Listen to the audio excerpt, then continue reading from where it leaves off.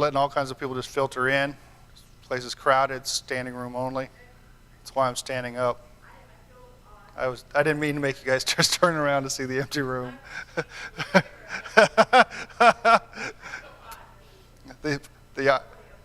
No, you're fine. The ironic part of it today is we're going to be talking about a full house. So, I didn't grab the candy, but I did steal some cornbread off the stage. So if anybody gets the answer correct, I'm willing to throw out some cornbread for you. So. What's that? Might hurt somebody if I throw it hard enough. It's just mix. You got to make up your own cornbread with it. You got to add water and oil. All right, so we're going to continue our Life of Christ study. Here's where we're getting most of our stuff from: Chronological Study of the Life of Christ by Gene Taylor. It's a set of notes I have. It's based on the Fourfold Gospel from McGarvey and Pendleton. Padfield.com has a lot of good notes and study guides. If you're ever looking to do your own study, he's got a lot of good stuff in this one, the Church of Christ in Zion, Illinois. That's where I got this from, these notes. And like I say, it's kind of an outline. They've taken the Fourfold Gospel. Fourfold Gospel is the four Gospels, and they put them as much as they can in a chronological order. And the study guide is kind of asks them simple questions, but it's a good one on your own, but it also opens up to a lot of other stuff. So some of the questions I might have borrowed from that, some of the questions I've come up with my own. More so when I got to read it and they got to test me on it. It's like, oh. So it's in three places: Matthew 8, 2 through 4, Mark 1, 40 through 45, and Luke 5, 12 through 16. Each account's a little different. Each account gives a little different wording, a little different clues. And I'm going to try to mix and match a little of it here and there as we need some of the clues. So, but of course, there's only so much time in the day, and we may skip some of that. So picking up Matthew 8, verses 2 through 4. And behold, a leper came to him and knelt before him, saying, Lord, if you will, you can make me clean. And Jesus stretched out his hand and touched him, saying, I will. Be clean. And immediately his leprosy was cleansed. And Jesus said to him, See that you say nothing to anyone, but go, show yourself to the priest, and offer the gift that Moses commanded for the proof to them. This is the whole story right here. So, what's a leper?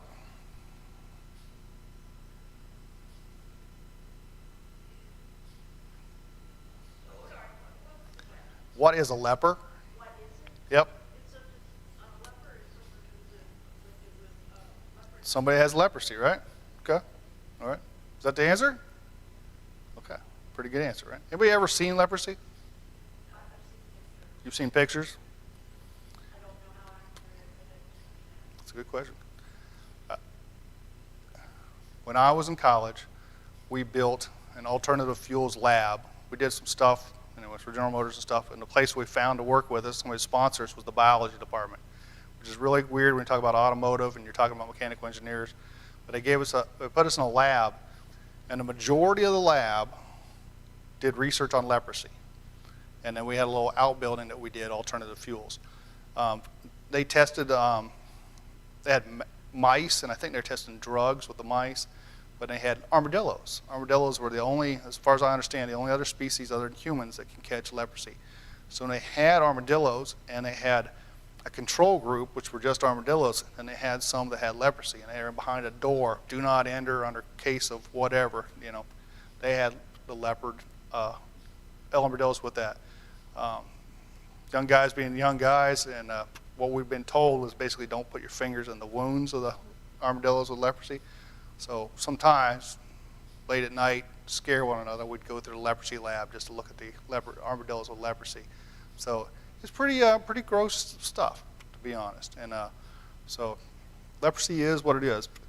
What I understand that today, leprosy, they know it's also known as Hansen's disease or Hansen's disease. The CDC says it's caused by a bacteria, Mycobacterium leprae, of course. It mainly affects the skin, peripheral nerves, mucosa of the upper respiratory tract. So it's not just pieces of the body falling off. It's a little bit, it's more involved in that. My understanding is from reading notes and stuff that at this time, the Bible time, leprosy could be any kind of rare, disfiguring, incurable, or exotic disease, and they might diagnose that as leprosy. It doesn't take that away from it. Elephantiasis and psoriasis are included in that. Psoriasis still exists today, well, all these do, but psoriasis is pretty common. But apparently this would be a super bad case of psoriasis. I guess psoriasis comes in 3 colors too, black, red, and white. I don't know anything about that, but anyhow. Elephantiasis, you ever seen any of that? It kind of, you swell up like an elephant. It's kind of what it is. So, and that's, I guess in the Middle East, the elephantiasis is still the common thing that's still commonly called leprosy. It doesn't take anything away from it. It was like I say, exotic, incurable, and with the knowledge people had, you didn't want to be around it. What did Jesus do to heal this guy? Because he comes, so if you can heal me, make me clean. What did Jesus do? He touched him. Yeah, he reached out his hand and touched him. How long did it take for the leper to be healed once Jesus spoke? Automatically. So beyond the fact that he touched him, he also spoke to him. Because he said, I will be clean. So it happened immediately, right? The word's in the text, right? And immediately his leprosy was cleansed. When we get healed of stuff, when we go to the doctor, how long does it take to get over the flu? How long does it take to get over the Rona, right? Depends on how old you are. That's really a good question. Answer. How old you are, how compromised your system may be and stuff. People die of pneumonia a lot of times. I know that's cancer people with cancer, people with AIDS, that's a common killer. Most people, when they catch pneumonia, they'll be over it, gone, but it's harder on older people. But it takes a while. This is leprosy. It's immediate. This is the level that miracles are. It's full and it's immediate. It's not just that he made, a little spot right here disappear. All the leprosy is gone. And I don't want, like I said, I talked about psoriasis. Don't think it's a dry patch on his elbow. I mean, this is bad enough that nobody wants to be a guy on the guy. He's separate. He walks around saying unclean, unclean, unclean. This is a serious thing, and it's healed immediately.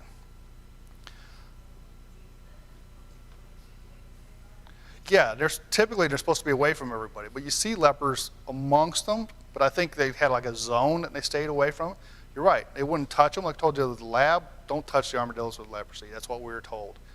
So Jesus touches a guy who's unclean. That's a big thing with Jews too, wasn't it? You don't touch unclean stuff. You don't touch dead bodies. You don't touch Gentiles. You don't touch, because now you're unclean.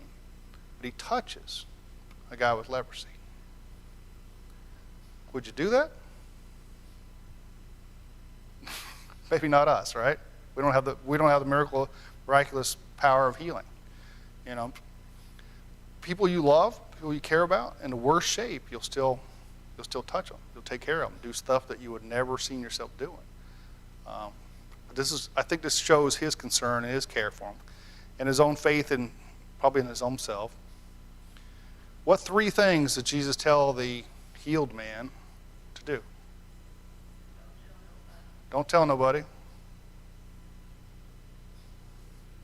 Go show yourself to the priest. Yeah, offer a gift. I'll do that. Don't say anything. Show yourself to the priest. Offer the gifts that Moses commanded. I don't know. I didn't even look at that. Some kind of offering, I would imagine, but yeah, I don't know. I should have looked that up, huh? That's a good question. I really don't know what that offering had been. A lot of times it was a grain offering or a drink offering for a lot of things, but it might have been something bigger than that. I don't know. That's a good question. So those are what he told him to do. Switching over to the account in Mark, and a leper came to him, imploring him, and kneeling said to him, "If you will, you can make me clean." Moved with pity, he stretched out his hand and touched him and said, "I will, be clean." And immediately the leprosy left him. He was made clean. And Jesus sternly charged him and sent him away at once and said to him, "See that you say nothing to anyone, but go, show yourself to the priest, and offer for your cleansing what Moses commanded for a proof of them to them." But he went out and began to talk freely about it and spread the news, so that Jesus could no longer openly enter a town, but was out in desolate places. People were coming to him from every quarter. Mark's account tends to show more feelings and more gestures. So you see in verse 41, Jesus is moved by pity. Pity is why he reached out to to the leper. And I can understand that. It also says in 43, he sternly charges him. He sternly tells him, don't tell anybody. It's not just like, don't tell anybody. Don't worry about it. Just forget about it. It's not like that. Do not tell anybody about it. This is what you need to go do. After Healman was sternly told not to say anything to anybody, what does he do? He goes out and tells them, right? Just like kids, right? Didn't listen too well. He was sternly told, do not tell anybody. But he does. He does. Why?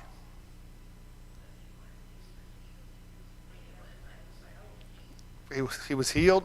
He wants everybody to see. His life has changed forever. He can't keep it a secret, right? He can't keep it a secret. If you were just healed of an incurable, socially reprehensible disease, what would you do? Probably tell somebody, right? I don't see not doing it. That's what social media is about, right? It's kind of, go ahead.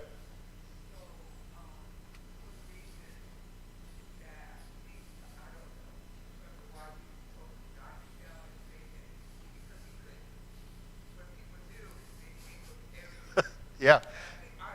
No, you're right. I think you're right. I think you hit it on the head with that in verse 45. But he went out and began to talk freely about it and to spread the news. Jesus could no longer openly enter a town. He was out in even the desolate places. He's out no man's land, and people were still finding him. You're right. I think that's part of the reason. Don't tell anybody. Now people come. Everybody wants a miracle. People don't even care about the miracle, and they want to be healed of that. But yeah, do they want the Son of Man? Do they want the Son of God? Do they want, are they going to hear the whole message as it starts coming out? Or are they there to be healed? Any given day, I'd stand to be healed, as I get older. Maybe get the color back in my hair and my beard, right? Wasn't much color there in the first place, but, as as you get older, maybe you hurt getting out of bed, stuff like that. Maybe it's little stuff, maybe it's big stuff. What you wouldn't give.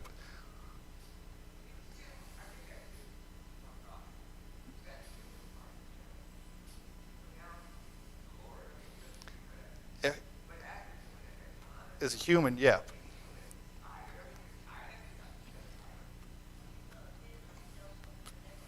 Oh, yeah. Oh, yeah, and they're going to tell everybody. They're going to tell. Yeah, it might interfere with. Yeah, if you're happy and you know it, clap your hands. Let it be known, That's it. Let it be known. This is why. And they can't. But that's how we got the word today, right? That guy went out and told people. Other people told people. It went through here and there and everywhere, and it crossed the ocean, and here we are, and they brought the orange carpet with it. Even, I think Jesus says, even the stones would cry out, and that's really the case. You can't tell. If he wanted it to shut up, he would did that. Was it Zacharias, Zacharias, the father of John the Baptist, right? He went silent from finding out he was going to have a baby until John the Baptist was born. He could have done that, right? He could have, but no, he didn't. Just zip it, keep it quiet. And that's what you do. You see people coming maybe sometimes for the wrong reason, but he wanted to cut down on that. So what if the disease was sin? What if it wasn't just cancer or leprosy, or what if it was sin? Heal that. Cure the problems that come with that, the problems with other people, the problems of our past. Keep it quiet, let everybody know. We're not as good at that, are we? We're not as good at that. Not everybody, you can't trust everybody with your backstory, is kind of the key. If you're a superhero, you've already got a backstory and everybody sees it. But the rest of us, maybe you don't want to share that backstory, but maybe it comes in helpful for somebody going through the same type of deal. I know a few people in the addiction community, and part of that is they share their backstory. They share